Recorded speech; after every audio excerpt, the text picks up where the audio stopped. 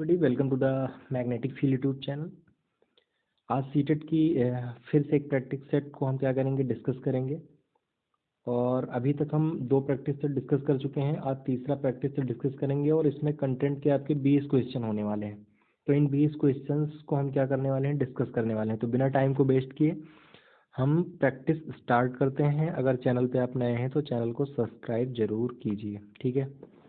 चलिए, पहला क्वेश्चन आपके लिए स्क्रीन पे।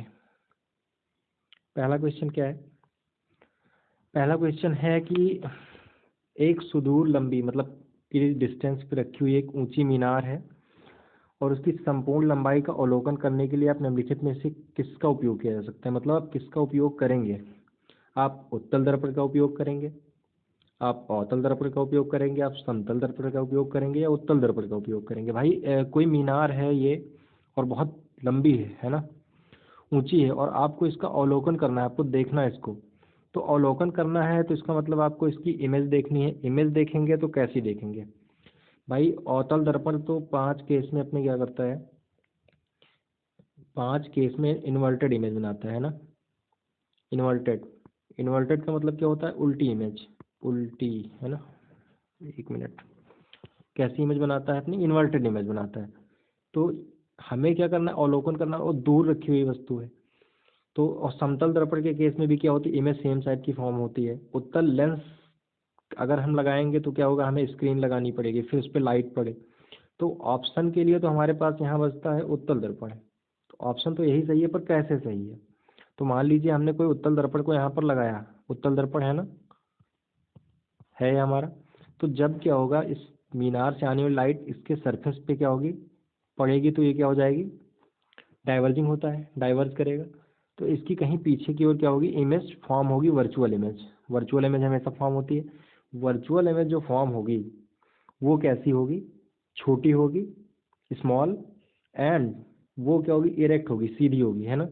तो ऐसी इमेज फॉर्म करने के लिए हमें, या इस मीनार का अवलोकन करने के लिए हमें क्या यूज करना पड़ेगा, उत्तल दर्पण, ठीक है। नेक्स्ट क्वेश्चन की ओर बढ़ते हैं। तो नेक्स्ट क्वेश्चन है हमारा, a teacher takes clean plastic caps of bottles. मतलब एक टीचर है जो क्या करती है, 3 साफ प्लास्टिक के ढक्कन लेती है, ABC। She puts 2 teaspoon of distil water, है ना। 2 ट्रांसपून क्या करती है, डिस्टिल वाटर लेती है, और few drop of hydrochloric acid. पहली जो उसकी चम्मच है उसमें क्या करती है, कुछ डिस्टिल वाटर लेती है और कुछ बूंद हाइड्रोक्लोरिक अम्ल डालती है। She puts teaspoon full of distilled water and some caustic soda in B. Caustic soda को क्या करती है, बी में डालती है, किसके साथ, डिस्टिल वाटर के साथ। और तीसरे चम्मच में भी क्या करती है, डिस्टिल वाटर के साथ शुगर मिक्स करती है। अब हमें ये बताना है कि which of the solution will conduct electricity. कौन सा सोल्यूशन इसमें क्या करेगा, इलेक्ट्रिसिटी को कंडक्ट करेगा। तो पहले में क्या कर रही है, हाइड्रोक्लोरिक एसिड डाल रही है, दूसरे में कास्टिक सोडा, और तीसरे में शुगर। तो शुगर के बारे में जब हम डिस्कस करते हैं तो क्या होता है, शुगर के बीच जो कंपाउंड होता है इसमें क्या होता है, कोवैलेंट बॉन्ड होते हैं। तो ये क्या करते हैं, बेसिकली आयंस रिलीज नहीं करते हैं, और जहाँ पे आयन नहीं होंगे वहाँ पे इलेक्ट्रिसिटी का कंडक्शन नहीं होगा। तो तीसरा जो केस है शुगर का, यहाँ पे तो ऐसा नहीं होगा। हाइड्रोक्लोरिक अम्ल क्या करते हैं, जब वाटर के साथ मिक्स होते हैं तो आयन देते हैं। कास्टिक सोडा भी क्या करता है, वाटर के साथ मिक्स होता है तो आयन देता है। तो इन दोनों केस में क्या होगी, इलेक्ट्रिसिटी पास होगी। अगर इन दोनों केस में इलेक्ट्रिसिटी पास होगी तो हमारा ऑप्शन हो जाएगा A एंड B राइट। और ये हमारा दिया हुआ है ऑप्शन सेकंड में। तो ऑप्शन सेकंड भी हमारा क्या हो जाएगा, यही हमारा राइट ऑप्शन हो जाएगा, ठीक है। चलिए नेक्स्ट क्वेश्चन की ओर बढ़ते हैं। तो अगला क्वेश्चन है हमारा ये, नीचे एक टेबल दी हुई है और इसमें क्या हुए हैं, कुछ डिसीज दी हुई हैं। जैसे देखिए यहाँ पे एक्स कोई विटामिन है और उसकी कमी से क्या हो रहा है, रिकेटस हो रहा है। वाई कोई विटामिन है जिसकी कमी से स्कर्वी हो रहा है। B1 कोई विटामिन है जिसकी वजह से कोई जेड बीमारी हो रही है, और B3 इसकी वजह से कोई W बीमारी हो रही है। तो हमें बताना है कौन सा ऑप्शन सही है। हमें ऑप्शन दिए हुए हैं नीचे। तो सबसे पहले क्या करेंगे, हम देखेंगे रिकेट किसकी वजह से होता है। तो रिकेट्स हमें पता है किसकी वजह से होता है, विटामिन डी की वजह से होता है, तो ये तो विटामिन डी की वजह से होता है, मतलब एक्स की जगह विटामिन डी आएगा, तो विटामिन डी एक्स की जगह पे दो ही ऑप्शन में है, तो हमारे ऑप्शन ये दोनों तो पहले से कट गए। अब दो में है, दूसरा हम देखेंगे स्कर्बी, तो स्कर्बी होता है विटामिन सी की वजह से, और विटामिन सी तो सिर्फ एक ही ऑप्शन में है, तो हमें ऑप्शन तो यहाँ पे मिल चुका है, और यही क्या है हमारा राइट ऑप्शन है। लेकिन फिर भी B1 से क्या होता है हमें पता है, बेरी बेरी, B1 से हमें क्या होता है, बेरी बेरी, बेरी बेरी, और W से क्या होता है, पेलाग्रा, है ना, पेलाग्रा, तो ये क्या हो गया हमारा राइट ऑप्शन। ठीक है, नेक्स्ट क्वेश्चन की ओर बढ़ते हैं, हिंदी में भी देख सकते हैं लिखा हुआ है। अगला है हमारा question, read the statement below and choose the correct option. In statements को पढ़ना है और सही ऑप्शन क्या करना है, चूज करना है। पहला क्या है, we will not experience any gravitational force on the surface of moon. हम मून के सरफेस पे कोई ग्रेविटेशनल फोर्स को क्या करेंगे, फील नहीं करेंगे, ऐसा है। There is no oxygen on the surface of moon, या मून के सरफेस पे कोई ऑक्सीजन नहीं है। तो हमें बताना है कौन सा ऑप्शन सही है, अगर सही है तो क्या इसकी एक्सप्लेनेशन कर रहा है, व्याख्या कर रहा है। तो सबसे पहले देखेंगे, we will not experience any gravitational force on the surface of the moon. तो मून के सरफेस पे हम ग्रेविटेशनल फोर्स फील करते हैं, कितना, 1.66, ये अप्रॉक्स है, मीटर पर सेकेंड स्क्वायर, इतना क्या करते हैं ग्रेविटेशनल फोर्स फील करते हैं। ठीक है, तो यहाँ पे ग्रेविटी की ये वैल्यू है जी, तो ग्रेविटेशनल फोर्स तो वहाँ फील होती है, तो मतलब ये ऑप्शन तो गलत हो गया। There is no oxygen on the surface of the moon, तो मून के सरफेस पे कोई ऑक्सीजन नहीं है, तो ये ऑप्शन सही है। तो यहाँ पे हमारा S1 क्या है, रॉन्ग है, S2 सही है। तो ऐसा ऑप्शन कौन सा हमारा, S1 is incorrect and S2 is correct, option 3 ये हमारा करेक्ट आंसर होने वाला है। और यहाँ पे हिंदी में भी ये दिया होगा, इसको आप देख सकते हैं। ठीक है, यहाँ पे भी हमारा ऑप्शन वही सही हो जाएगा कि S1 क्या है, गलत है, और S2 हमारा क्या है, सही है। ठीक है, अगले क्वेश्चन की ओर बढ़ते हैं, क्या है, विच of the following statement most accurate describe the property of clay soil. तो क्ले सॉयल जो हमारी क्या होती है, मटियार या मृगमय मृदा, तो इसमें क्या होते हैं, मटियार मृदा के बारे में हमें क्या करना है, डिस्कस करना है। क्या है, इसमें चार चीज़ें दी हुई हैं, चार ऑप्शन। पहला कहता है, it allow water to pass through it rapidly, ये वाटर को अपने अंदर खूब तेज़ी से पास होने देती है, अंदर से मतलब निकाल देती है। दूसरा, it contains very little amount of humus, इसके अंदर ह्यूमस मतलब खाद वगैरह जो होती है उसकी मात्रा बहुत कम होती है। It permits only a certain amount of water, या बहुत कम मात्रा में पानी को प्रवेश करने देती है। या it's holds a large amount of water, या ये वाटर को बहुत ज़्यादा अमाउंट में वाटर को क्या कर सकती है, होल्ड कर सकती है। इन चारों में से हमें क्या बताना है, कौन सा मोस्ट एक्यूरेट इसको डिस्क्राइब करता है। तो पहला क्या है, इसमें से जल शीघ्रता से निकल जाता है, अरे ये क्या है हमारी क्लेल सॉयल, और इसमें क्या होता है, मटियार मृदा में पानी आसानी से नहीं निकलता है, तो ये पहला ऑप्शन गलत है। इसमें बहुत कम मात्रा में खाद मिट्टी होती है, तो ये भी क्या है, इसमें तो खाद खाद वगैरह तो ठीक ठाक होती है, तो ये भी गलत है। दूसरा, यह केवल निश्चित मात्रा में जल प्रवेश करने देती है, नहीं, निश्चित मात्रा में नहीं करने देती। यह बड़ी मात्रा में जल रोके रखती है, तो चौथा ऑप्शन जो इसको क्या करता है, मोस्ट अप्रोप्रिएट है ना, यह बड़ी मात्रा में जल को रोके रखती है, तो ये हमारा क्या हो जाएगा, सही ऑप्शन। अगले क्वेश्चन की ओर बढ़ते हैं, क्या है, why do aquatic plant do not have a well developed root. Aquatic plants के पास क्या होता है, वेल डेवलप्ड रूट क्यों नहीं होती है, ये इसका रीजन नीचे दिया हुआ है कि so that they can pull be easily, इसलिए नहीं होती क्योंकि इनको आसानी से बाहर निकाला जा सके। They don't need long root, या फिर इनको लॉन्ग रूट की नीड नहीं है पानी एब्जॉर्ब करने के लिए। या तीसरा, they do not need to absorb minerals, या इनको मिनरल की आवश्यकता नहीं है इसलिए। या it keeps them afloat in water, या इनको पानी में तैरने में हेल्प करती है। तो पहला जो कह रहा है इसको क्या करना, बाहर निकालने में आसानी होती इसलिए रूट नहीं होती, तो ये तो गलत बात है। ठीक है, पहला तो हमारा क्या हो गया, गलत हो गया। दूसरा कह रहा है कि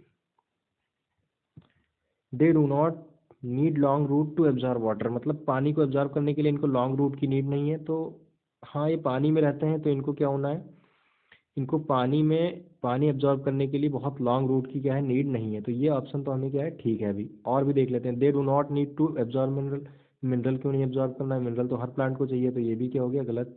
अगला, it keeps them afloat in water, तो रूट्स इन्हें वाटर में फ्लोट करने में हेल्प नहीं करती हैं, है ना। वो उनकी लीव्स और उनके नीचे का स्ट्रक्चर वो कैसे बने होते हैं, उनके अंदर हॉलो स्ट्रक्चर होता है जिसकी वजह से वो क्या करते हैं, फ्लोट करते हैं। तो हमारा जो ऑप्शन है ओनली बी ही सही होने वाला है इस केस में। तो ये हमारा क्या हो गया आंसर। नेक्स्ट क्वेश्चन की ओर बढ़ते हैं। इसका हिंदी वर्जन ऊपर दिया हुआ है, एक बार आप देख सकते हैं ना।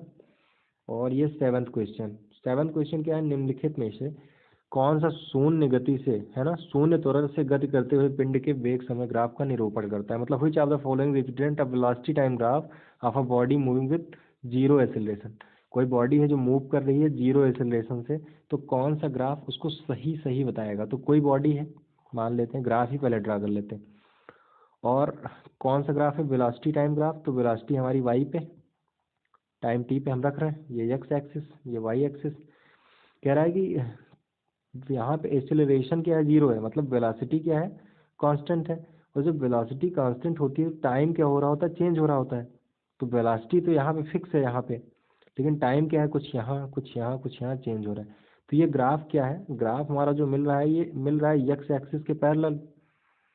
तो जो ये ऑप्शन जो इसको डिस्क्राइब करेगा वही क्या हो जाएगा हमारा सही ऑप्शन। पहला कह रहा है a curve line with slightly increasing slope, स्थिर गति के बढ़ती ढलान के साथ एक वक्रित रेखा।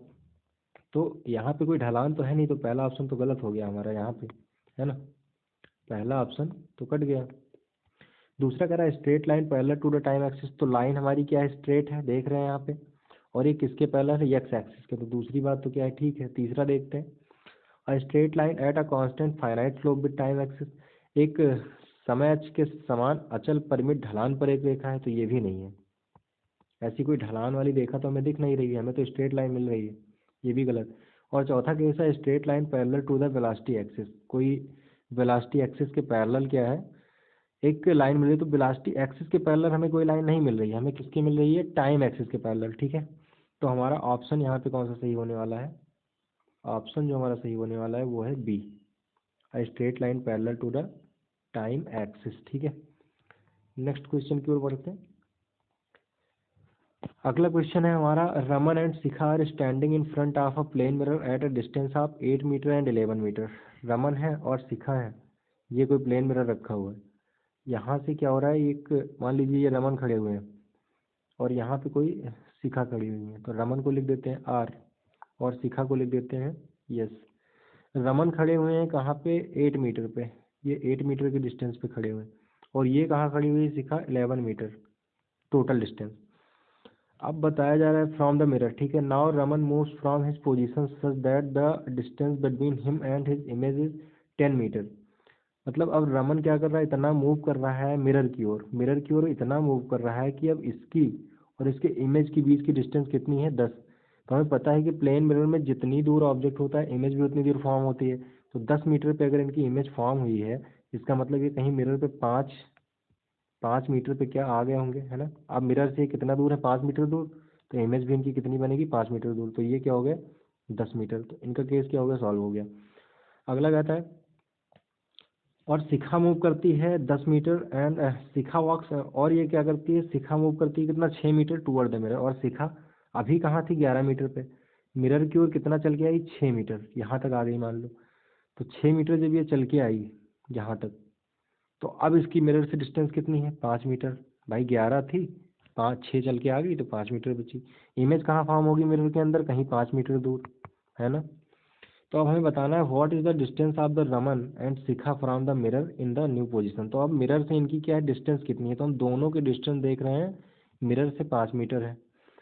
तो both Raman and Shikha are 5 metre from the mirror. तो हमारा चौथा ऑप्शन क्या हो जाएगा, यहाँ पे सही हो जाएगा। बाकी तीनों आप पढ़ लीजिएगा, ऑप्शन सही नहीं है, ठीक है। अगले क्वेश्चन पे आते हैं। इसका हिंदी वर्जन ऊपर दिया हुआ है, आप पढ़ सकते हैं। नेक्स्ट क्वेश्चन है हमारा, a fisherman goes to a water body nearly to spare a fish which of the following should be consider. एक मछुआरा क्या है, जल के समीप जाता है मछली का शिकार करने, और पता चलता है कि उसे किस चीज़ पे विचार करना चाहिए।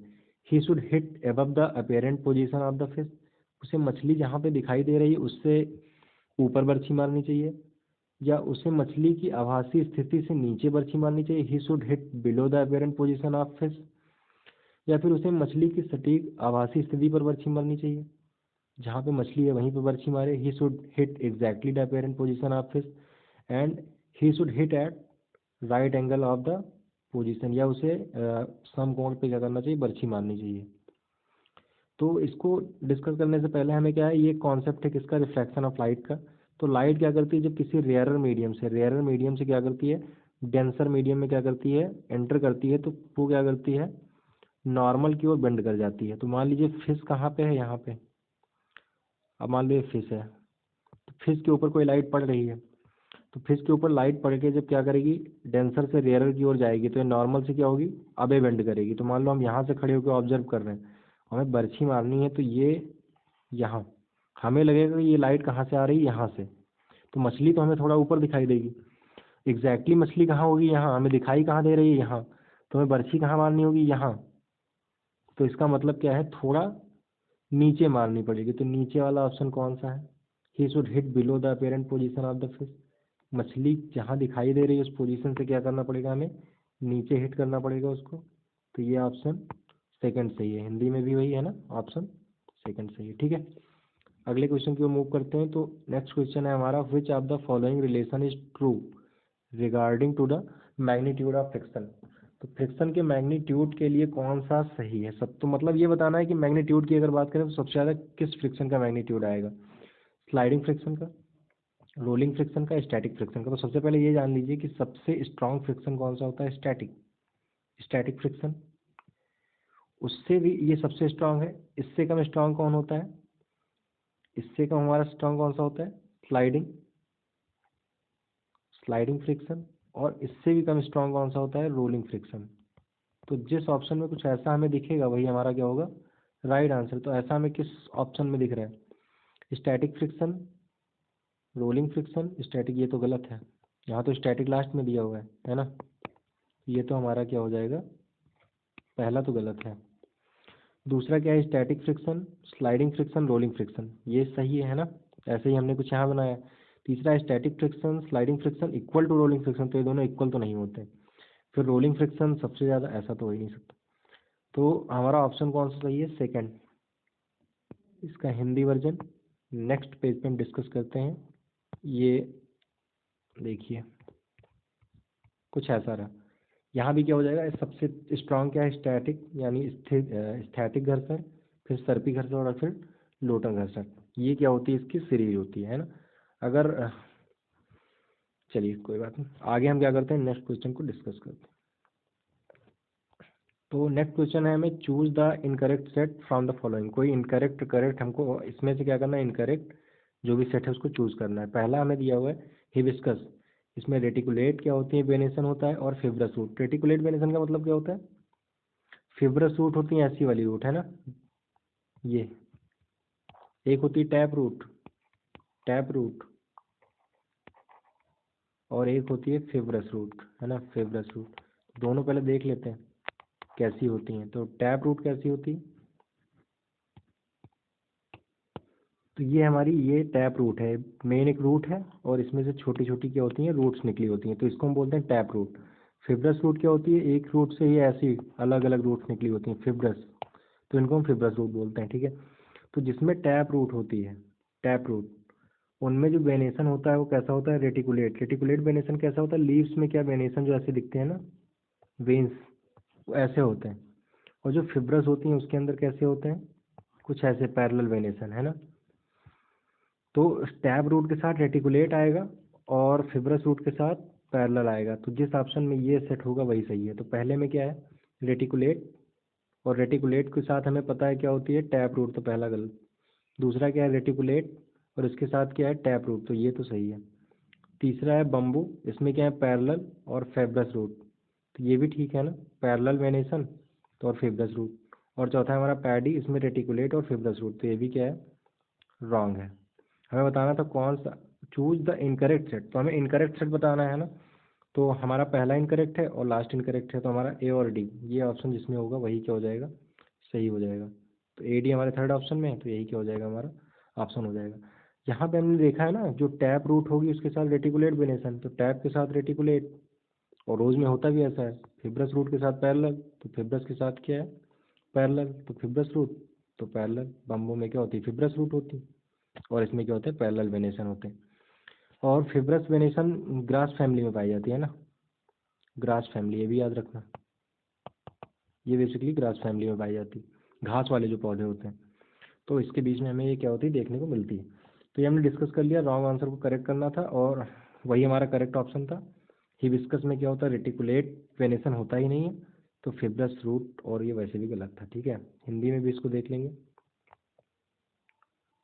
हिंदी वर्जन इसका नीचे ही है, क्या है, निम्नलिखित में किस समुच्चय को चयन करना है, तो इसमें भी देख लेंगे, है ना, हिंदी में लिखा हुआ है ये, जालिका रूपी झकड़ा जल, जलिका रूपी मूसला जल, है ना। तो ऑप्शन तो यहाँ भी हमारा क्या सही होने वाला है, एडी। तो ऑप्शन यहाँ भी हमारा क्या है, एडी ही सही है। ठीक है, नेक्स्ट क्वेश्चन की ओर मूव करें। तो नेक्स्ट क्वेश्चन हमारा क्या है, ये है, एक टेस्ट ट्यूब लेंगे। टेस्ट ट्यूब है ए और बी सी, तीनों टेस्ट ट्यूब का नाम क्या है, एक का ए, एक का बी, एक का C, are taken in a test tube. और इसमें तीनों में क्या है, तीन सोल्यूशंस हैं, कोई ए है, बी है और सी है, तीनों में क्या है, अलग अलग सोल्यूशन है। तो पहले में हम क्या कर रहे हैं, on adding China rose indicator, China rose indicator को हम क्या कर रहे हैं, ऐड कर रहे हैं। तो क्या हो रहा है, पहले ए टर्न ग्रीन, ए क्या हो रहा है, टर्न ग्रीन हो रहा है, मतलब ए है हमारा जो, वो ग्रीन हो रहा है, ये ग्रीन हो रहा है, तो ये क्या है।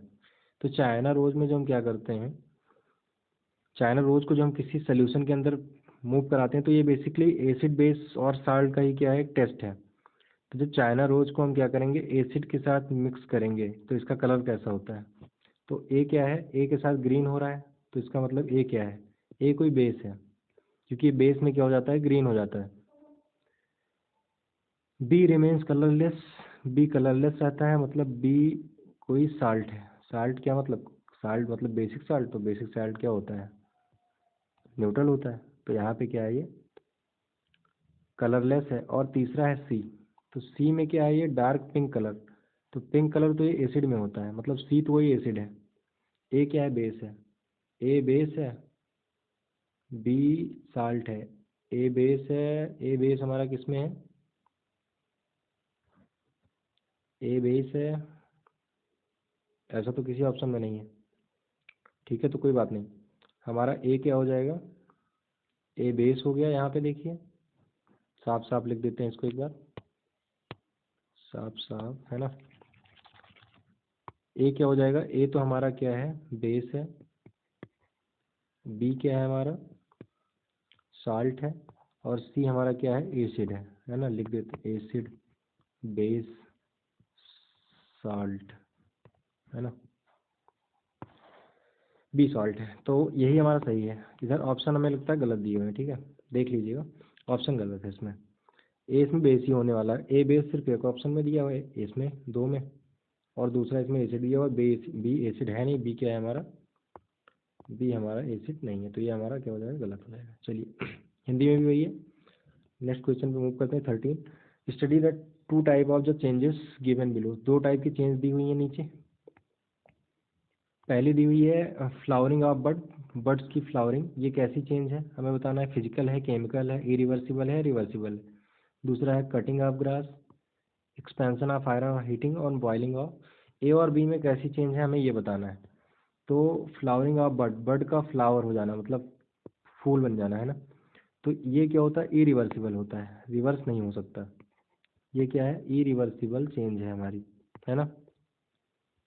तो ए में हमारा दूसरा क्या है, कटिंग ऑफ ग्रास, ये भी दोनों क्या है हमारे, ग्रास को क्या करेंगे, कट कर लेंगे, तो ये भी क्या होगी, दोबारा रिवर्स नहीं हो सकती। तो ये दोनों तो क्या है, ए रिवर्सिबल हैं दोनों के दोनों।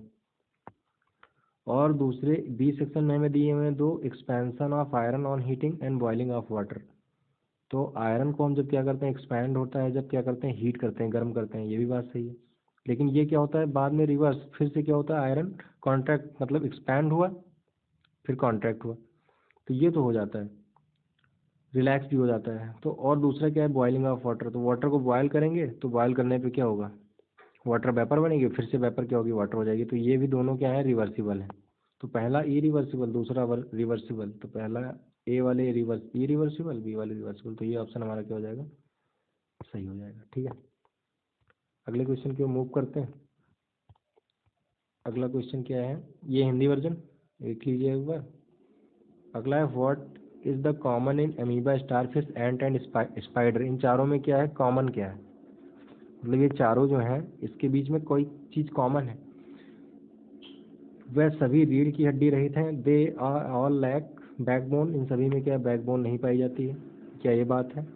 या they have scale on their body, या इनकी बॉडी पे क्या होती है, कोई स्केल पाई जाती है ना, जो सल्क पाए जाते हैं ना। या फिर तीसरा है वो है प्रजनन के लिए अंडे देते हैं, या क्या सभी अंडे देते हैं, या ये सभी पानी में रहते हैं। तो इसका जो सही ऑप्शन होगा उसको तो ध्यान से अगर हम देखें तो जो फोर्थ ऑप्शन है वह जल में रहते हैं। तो आंट, चींटी, ये क्या जल में रहती है? नहीं। तो चौथा ऑप्शन तो कट गया। वह प्रजनन के लिए अंडे देते हैं, ये सभी अंडे देते हैं क्या? अमीबा अंडा देता है? अमीबा में तो क्या होता है, बाइनरी फिशन होता है। बाइनरी फिशन तो अंडा तो नहीं देता, तो ये भी कट गया। इन सबके शरीर पे स्केल सल्क पाए जाते हैं। सबके शरीर पे सल्क पाए जाते हैं क्या? स्टारफिश पे, अमीबा पे, आंट पे, इन सब पे सल्क पाए जाते हैं। कॉमन है? नहीं, ये भी क्या है, रॉन्ग है। इन सब में क्या होते हैं, रीढ़ की हड्डी नहीं होती है। They all have lack of backbone, तो ये ऑप्शन क्या है, सही है। ये सभी के बीच में क्या है, कॉमन है ना। ये सभी में कॉमन है, तो यही क्या हो जाएगा हमारा सही ऑप्शन। ठीक है, चलिए नेक्स्ट क्वेश्चन की ओर मूव करते हैं। नेक्स्ट है हमारा 15 question. Given below are the step of conduct an experiment to test the presence of starch in a leaf, which of the following step is not necessary. हम क्या कर रहे हैं, कंडक्ट कर रहे हैं, कोई एक्टिविटी कर रहे हैं, और उसमें हम टेस्ट करना चाह रहे हैं किस चीज़ को, प्रेजेंस ऑफ स्टार्च। स्टार्च की प्रेजेंस को चेक करना है, तो हमें क्या करना है, कौन सा स्टेप नहीं करना है, कोई नेसेसरी नहीं होगा। पहला है boil the leaf first in water and then in alcohol. Alcohol के अंदर पहले बॉयल करेंगे, पहले वाटर में फिर अल्कोहल में। या वॉश द ब्लीचड लीफ, या इस लीफ को क्या करेंगे, वॉश करेंगे। या तीसरा heat the leaf on a flame, flame पे हीट करेंगे किसको, लीफ को, पत्ती को। या फिर add a few drop of iodine solution to the blanched leaf, या फिर जो पत्ती हम लाए हैं उस पर क्या करेंगे, आयोडीन सोल्यूशन डालेंगे। तो इसमें से कौन सा एक है जो नेसेसरी नहीं है, तो ये पहला नेसेसरी, इसको भी हम करते हैं, वॉश करते हैं, ये भी नेसेसरी है। तीसरा हीट नहीं करते हैं लीफ को, तो ये नेसेसरी नहीं है। और चौथा है फ्यू ड्रॉप ऑफ आयोडीन, तो हाँ आयोडीन क्या हम करते हैं, इनकी ड्रॉप को डालते हैं। तो ये जो तीसरा है, तीसरा जो हमारा है heat the leaf on a flame, तो इसको हम क्या करते हैं, नहीं करते हैं। तो ये हमारा राइट ऑप्शन है। ठीक है, नेक्स्ट पेज पे इसकी हम हिंदी वर्जन देखेंगे। ये है हिंदी वर्जन। ठीक है, देख लीजिएगा। तो यहाँ पे भी ऑप्शन हमारा यही सही होना है, पत्ते को आंच पर गर्म नहीं किया जाएगा, बाकी तीनों काम किए जाएंगे। तो नेक्स्ट क्वेश्चन है हमारा, how do cyclone decrease the fertility of the soil in coastal area. Coastal area का मतलब क्या होता है, तटीय क्षेत्र, समुद्र वाले क्षेत्र।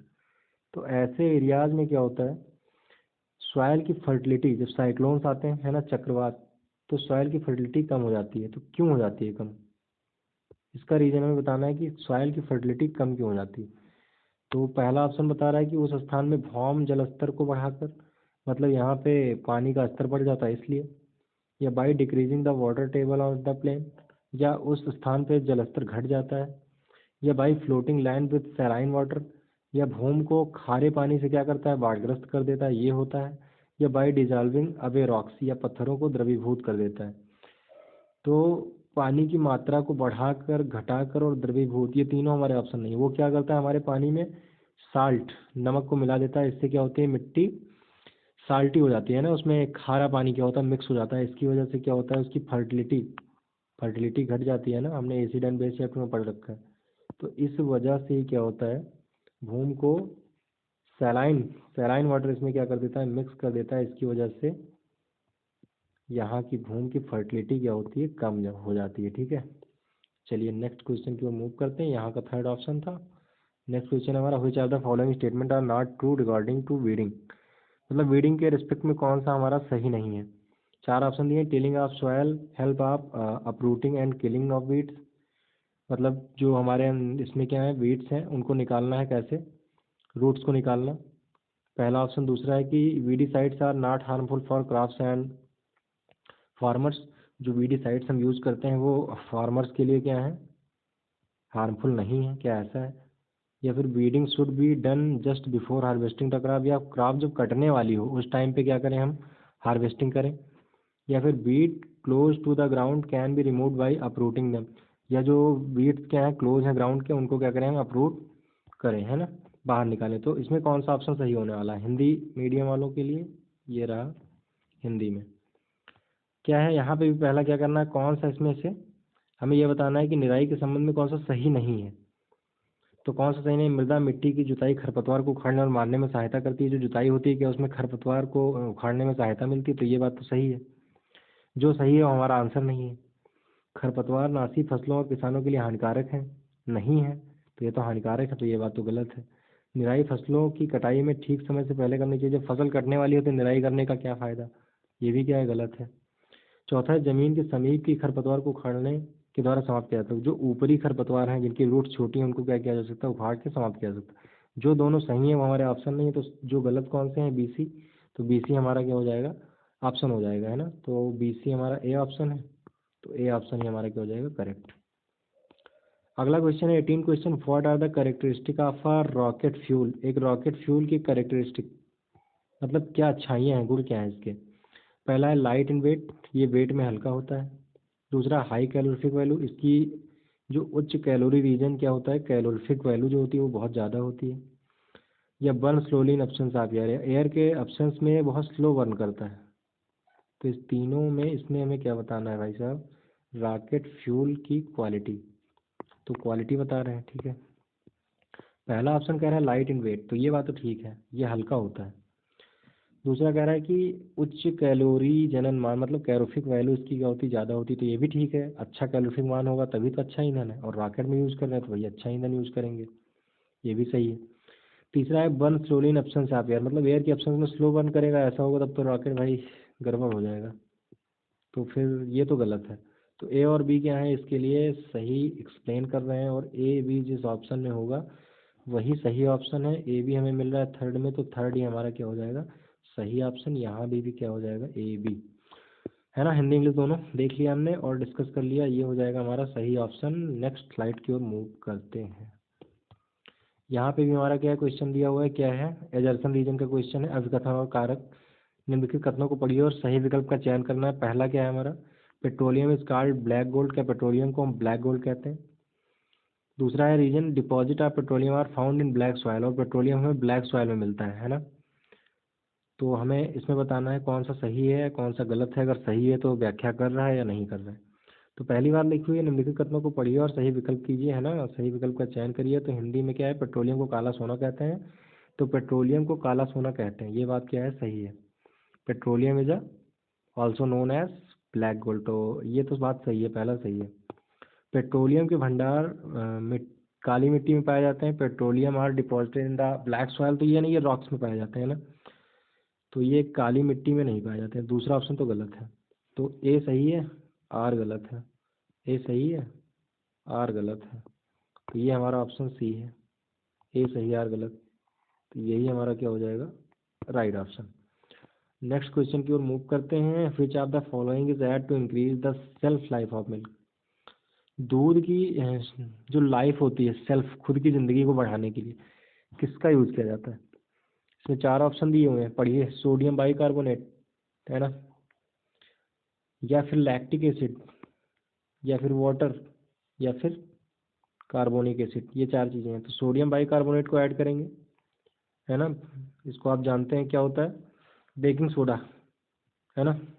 इसको हम बोलते हैं, और क्या बोलते हैं, सोडियम हाइड्रोजन कार्बोनेट, है ना, या NaCO3। तो इसको हम क्या करते हैं, दूध की खुद की ज़िंदगी बढ़ाने में क्या इसका यूज़ करते हैं, या फिर लैक्टिक एसिड को मिलाते हैं, या फिर वाटर, या फिर कार्बोनिक एसिड। तो इसका जो सही ऑप्शन है, पहले इस बार स्लाइड को क्लियर कर लेते हैं ना। तो इसका जो सही ऑप्शन हो जाएगा वो क्या हो जाएगा, सोडियम बाइकार्बोनेट। क्यों ऐड करते हैं, दूध को क्या करते हैं, दूध में क्या होता है हमें पता है, एसिड होती है। तो इसको न्यूट्रल बनाने के लिए सोडियम बाइकार्बोनेट को यूज़ किया जाता है, जिससे क्या होता है, थोड़ा न्यूट्रलाइज होता है और इसके अंदर क्या होते हैं, दूध खराब होने के चांस कम हो जाते हैं। दूसरा है लैक्टिक एसिड। लैक्टिक एसिड मिलाने से क्या होता है, ये बेसिकली किसमें होता है, सावर मिल्क में पाया जाता है। सावर मिल्क में लैक्टिक एसिड क्या होता है, या तो सावर मिल्क में पाया जाएगा, या फिर किसमें पाया जाएगा, कर्ड में। तो अगर लैक्टिक एसिड मिला के हम दूध को कर्ड बना देते हैं तो भी इसकी लाइफ क्या हो जाएगी, इंक्रीज हो जाएगी, है ना।